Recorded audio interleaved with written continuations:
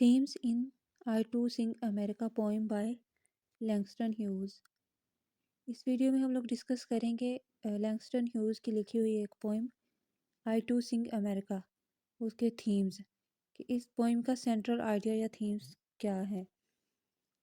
इस पोइम में Langston Hughes ने वेरियस थीम यूज़ किए हुए हैं। इसमें आइडेंटिटी आता है, इक्वालिटी आता है और अफ्रीकन अमेरिकन के एक्सपीरियंस आ जाते हैं कि जिस टाइम पे ये पोइम लिखी गई थी 1920s में या 1930s में, तो तब अफ्रीकन अमेरिकन के साथ जो सलूक हो रहा था वो कैसा था, वो क्या क्या चीज़ें एक्सपीरियंस कर रहे थे। तो इस वीडियो में हम लोग देखेंगे themes of I too sing America by Langston Hughes. ये पोएम लिखी थी लैंगस्टन ह्यूज़ ने। लैंगस्टन ह्यूज़ हार्लम रेनेसेंस का एक पोइट था। हार्लम रेनेसेंस 1920 और 19 से लेकर 1930s तक एक मूवमेंट थी, सोशियो कल्चरल मूवमेंट। तो इसमें हम लोग देखते हैं सबसे जो पहला थीम यूज़ किया हुआ है वो है आइडेंटिटी और सेल्फ असर्शन का। इस पोइम में लैंगस्टन ह्यूज़ ये बताता है कि कैसे नेग्रोज या अफ्रीकन अमेरिकन या ब्लैक अमेरिकन जो थे उनके साथ आइडेंटिटी का जो मसला था। जो वाइट अमेरिकन थे वो ब्लैक अमेरिकन के साथ मतलब इक्वल सलूक नहीं करते थे। उनको आइडेंटिटी का हक नहीं था, उनकी सोसाइटी में कोई वैल्यू नहीं थी और वो मतलब सोसाइटी में उनकी ना तो कोई जान पहचान थी, ना उनको कोई जानता था, ना उनकी वैल्यू थी। किसी भी इम्पोर्टेंट काम में ब्लैक अमेरिकन्स को शामिल भी नहीं किया जाता था। तो सबसे पहले जो थीम इसने यूज़ किया वो है आइडेंटिटी और सेल्फ असर्शन का, कि ब्लैक अमेरिकन्स को या नेग्रोस को भी उनकी आइडेंटिटी रखने का हक हासिल है। उनको भी हक हासिल है कि वो भी अमेरिका में बराबर जाने जाएँ। जैसे वाइट अमेरिकन जाने जाते हैं उसी तरह ब्लैक अमेरिकन्स भी जाने जाएँ, उनकी आइडेंटिटी हो और उनकी सेल्फ की इम्पोर्टेंस हो। नेक्स्ट थीम जो हमारे पास है वो है रेशियल इक्वालिटी एंड एम्पावरमेंट। कि रेशियल इक्वालिटी के उनको जो ब्लैक पीपल हैं उनको अमेरिका में इस तरह से जाना जाता है कि वो ब्लैक हैं, वो इन्फीरियर हैं, उन्हें किसी भी इम्पोर्टेंट काम में शामिल नहीं करना। उनके साथ अगर मतलब जैसे इस पोएम में डिस्कस किया गया है कि अगर दूसरे लोग आम तौर पे जब डाइनिंग टेबल पे खाना खाने लगते हैं तो पोइट को अंदर भेज देते हैं कि जाओ तुम किचन में जाके खाओ।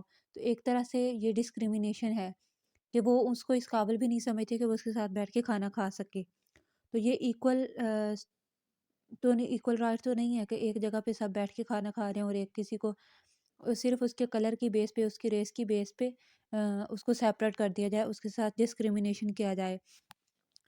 तो लैंगस्टन ह्यूज़ का मकसद यही था कि ब्लैक पीपल को उनकी इक्वालिटी मिलनी चाहिए, उनको इतना एम्पावर किया जाए, उनको भी इतनी ताकत हासिल हो कि वो भी अमेरिका में बराबर तौर पर जाने जा सकें। हर इम्पोर्टेंट काम में उनको शामिल किया जाए, उनकी डिग्निटी और वक़ार का ख्याल रखा जाए, उनको भी दूसरे अमेरिकन्स के लिए बराबर सलूक हासिल हो।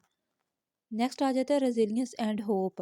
रेजिलियंस मीन्स कि अब वो डिफ़िकल्टी फेस कर रहे हैं, उनके साथ नारवा सलूक रखा जा रहा है, उनके साथ डिस्क्रिमिनेशन हो रहा है। तो वो कह रहा है कि इससे वो रिकवर कर सकते हैं, ब्लैक पीपल इससे रिकवर कर सकते हैं और वो करेंगे और वो होपफुल है। बजाय इसके कि अब ब्लैक पीपल्स को इतने सारे मसले हैं उनके साथ, उनको इक्वालिटी हासिल नहीं है, इक्वल राइट्स नहीं मिल रहे दूसरों के वाइट अमेरिकन की निस्बत। लेकिन फिर भी वो डिसपेयर नहीं है, होपलेस नहीं है।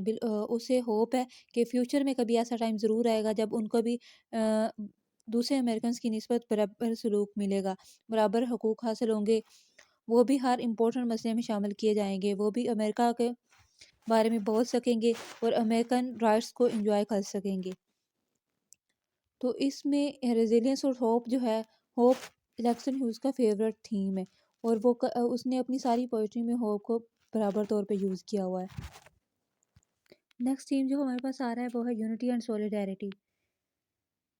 इसमें पोइट कहता है कि जब अमेरिका के बारे में बात कर रहे हैं, अपने राइट्स के बारे में बात कर रहे हैं, अपनी स्ट्रगल के बारे में बात करें, अपनी इंडिपेंडेंस के बारे में बात कर रहे हैं या अपने इक्वल राइट्स के बारे में बात करें, तो सारे नेग्रोज या ब्लैक अमेरिकन सारे एक हो जाते हैं और वो इस हकूक़ के लिए उनका ये मेन मकसद है कि हम सब अगर इकट्ठे होकर बात करेंगे, हमारी यूनिटी होगी हम में, तो ही हम लोग कभी कामयाब हो सकेंगे। तो इस एक मकसद के लिए वो सारे के सारे नेग्रोज जो हैं वो इकट्ठे हो जाते हैं اور وہ اپنے رائٹس ڈیمانڈ کرتے ہیں کہ انہیں بھی ایکول رائٹس دیا جائے، دوسرے جو امریکن ہیں ان کے برابر ان کو افریقن امریکنس کو یا نیگروز کو ایکول رائٹس ملیں، ان کی آئیڈینٹی ہو، ان کی سیلف اسرشن ہو، ان کو بھی جانا جا سکے، ان کی امپورٹنس ہو۔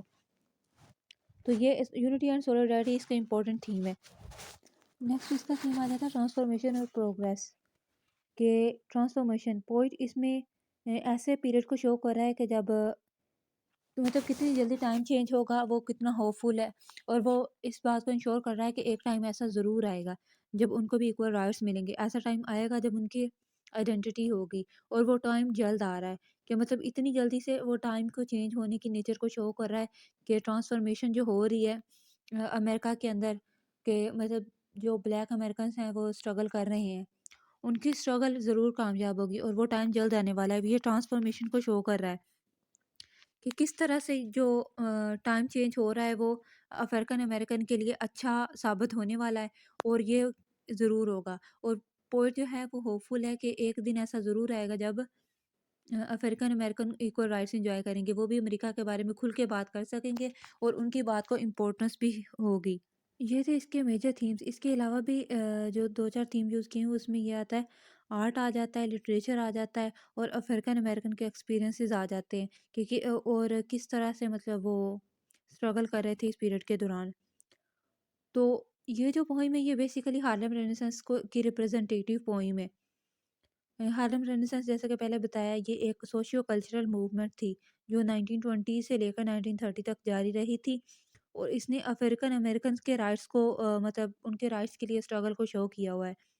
اور لینگسٹن ہیوز جو ہے یہ ہارلم رینیسانس کا ایک ریپرزنٹیٹیو فگر ہے، اس نے اس کے لیے بہت کام کیا ہوا ہے۔ تو اس پوئم میں یہ سب تھیم یوز کیے گئے ہیں، اور لینگسٹن ہیوز جو ہے یہ سب تھیم لینگسٹن ہیوز کے ساری پوئٹری میں ہمیں نظر آتے ہیں کہ وہ کس طرح سے افریقن امریکن جو ہیں ان کی اسٹرگل کو شو کر رہا ہے۔ اگر ہم اس کی دوسری پوئمس دیکھیں جیسے دا نیگرو اسپیکس آف ریورس، تو اس میں بھی اسی طرح کی افریقن امریکنس کی اسٹرگل کو شو کیا ہوا ہے۔ تو یہ تھی آج کی ہماری ویڈیو۔ اگر آپ کو ویڈیو اچھی لگی ہو تو چینل کو لائک اور سبسکرائب کر دیے۔ Thank you so much.